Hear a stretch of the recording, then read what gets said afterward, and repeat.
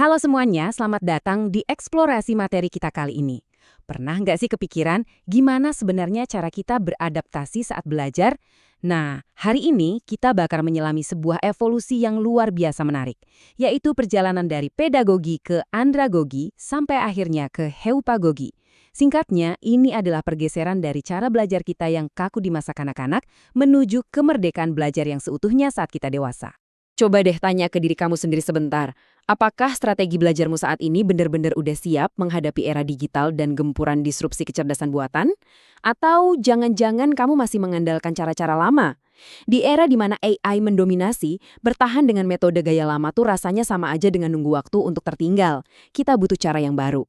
Dan ini dia peta jalan kita hari ini. Kita akan mulai dari evolusi cara kita belajar, mengenal pedagogi dan andragogi, lalu masuk ke hutagogi atau kemerdekaan belajar sepenuhnya.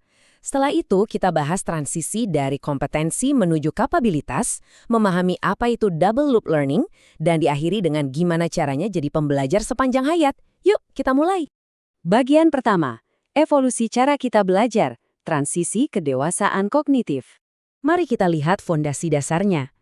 Coba bayangin sebuah piramida, kita menyebutnya kontinum pedagogi, andragogi, heupagogi, atau disingkat PAH. Gampangnya gini, piramida ini ngasih lihat gimana kita secara kognitif makin dewasa. Makin kita naik ke atas, kita makin mandiri, otonominya makin tinggi, dan yang menarik, kebutuhan kita akan campur tangan instruktur justru makin terjun bebas. Kekuasaan itu pindah dari institusi langsung ke tangan kamu. Masuk ke bagian kedua, mengenal pedagogi dan andragogi sebagai dasar pembelajaran. Biar nyambung, kita harus mendefinisikan dulu tahapan historisnya. Kita mulai dari yang paling dasar, yaitu pedagogi. Ibaratnya nih, kamu lagi ikut tur wisata. Semuanya udah diatur, ketat, sangat terstruktur, dan kamu sangat bergantung sama guru sebagai figur otoritatif. Metode ini memang pas banget buat anak-anak yang baru ngebangun literasi dasar. Kamu cuma ngikutin rute dan nggak boleh keluar rombongan. Terus kita naik level ke andragogi. Kalau tadi ikut tur wisata, sekarang ibaratnya kamu dikasih peta dan kompas. Kamu udah mulai mandiri. Fokusnya lebih ke pemecahan masalah di dunia nyata, karena kehidupan dewasa itu penuh kejutan kan. Di sini kamu punya kebebasan lebih buat bereksplorasi, mencari solusi. Tapi ingat, struktur inti dan tujuannya masih difasilitasi oleh seorang pendidik. Nah, ini dia puncaknya. Heupagogi. Di titik ini, lupakan peta sama kompas tadi. Sekarang, kamu yang jadi arsiteknya. Kamu ngebangun jalanmu sendiri di wilayah yang sama sekali belum dipetakan. Dalam heupagogi, pembelajaran itu 100% ditentukan oleh kamu sendiri. Kamu yang mutusin apa yang mau dipelajari, gimana cara belajarnya, dan yang paling penting, mempertanyakan kenapa hal itu penting buat kamu. Bagian ketiga, heupagogi. Kemerdekaan belajar sepenuhnya. Menariknya, konsep ekstrim ini tuh lahir dari kebutuhan yang mendesak banget. Heuristagogi berawal dari eksperimen program Angkatan Udara Australia di akhir tahun 90-an. Waktu itu, Stuart Hayes dan Chris Kenyon sadar kalau model belajar biasa nggak cukup fleksibel buat tentara di lapangan. Di medan perang, situasinya nggak bisa ditebak. Buku panduan yang baru dicetak aja bisa langsung basi. Makanya di tahun 2000, konsep ini resmi didefinisikan. Dan di era digital yang serba cepat sekarang, ini jadi kebutuhan yang benar-benar krusial. Jadi, kalau kita jejerin ketiganya nih, pergeserannya tuh ekstrim banget. Dari yang awalnya ketergantungan penuh pada guru di pedagogi, berubah jadi otonomi mutlak di hutagogi. Peran gurunya pun turun tahta, dari penentu arah jadi sekedar mentor atau teman diskusi. Dan yang paling keren, kurikulumnya itu nggak lagi kaku kayak cetakan pabrik. Kurikulumnya hidup, berevolusi, dan murni beradaptasi ngikutin kebutuhan spesifik kamu. Lanjut ke bagian keempat. Dari kompetensi menuju kapabilitas. Oke, sekarang kita ngomongin tujuan akhirnya, yang jauh lebih besar dari sekedar menguasai sebuah keahlian.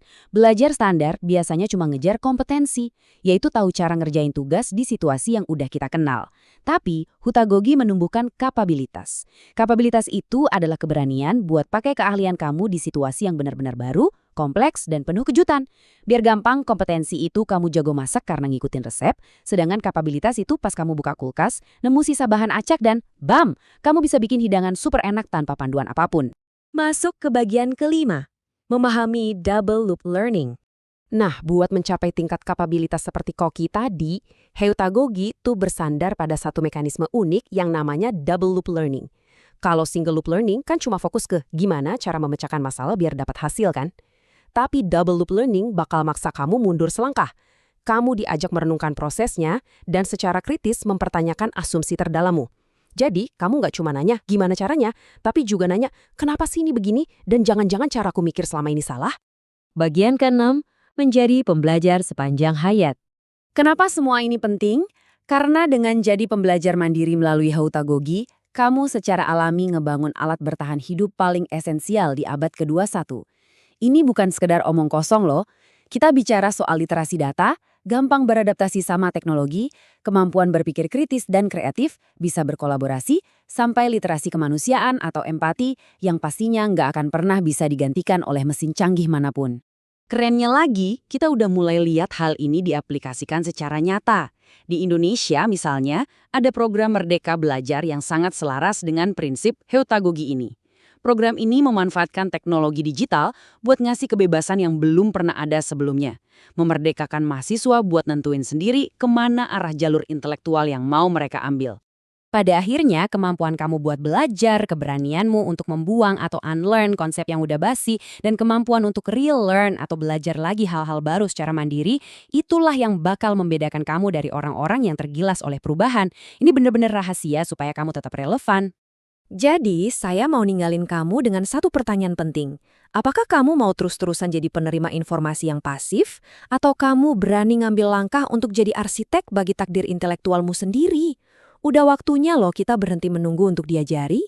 Yuk, bangkit, ambil kendali, dan mulailah merancang kemerdekaan belajarmu. Terima kasih banyak sudah menemani eksplorasi kita hari ini. Sampai jumpa!